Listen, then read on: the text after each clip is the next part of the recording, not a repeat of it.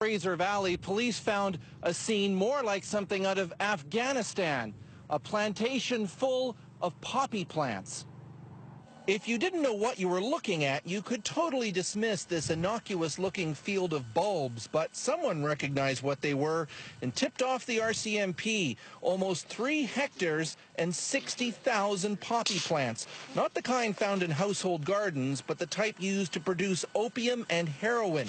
Even in marijuana-rich BC, where drug busts happen daily, this is a first. Our investigators had to become experts on opium poppy because we simply haven't seen it before.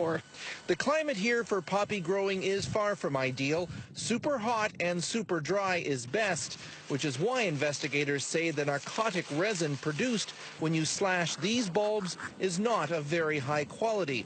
Still, the plant can be made into something called Doda by grinding up the bulb and stalk into a powder and mixing it with water into a tea-like drink. It certainly wouldn't be as strong as something as heroin, but because it does contain the opiates such as morphine and codeine, it certainly would develop a fairly strong reaction to somebody that would consume it. Small bag, small bag.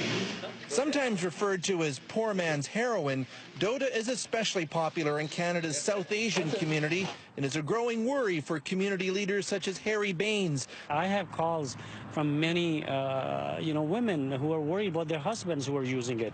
And RCMP, about a year ago, didn't even know anything about this drug that was being sold in our stores. In Brampton, Ontario, Doda has already been identified as a significant public health risk, used by taxi drivers and others who work long hours to help them keep going longer. This doctor from Surrey, BC, goes as far as calling Doda addiction an impending disaster. First you have to take small amount, then you take more and more and more, and then you become totally dependent. As for the poppies, 2 men who were tending them were arrested and now face drug charges. The plants themselves are now gone. Police pulled some up and kept them for evidence and plowed under the rest.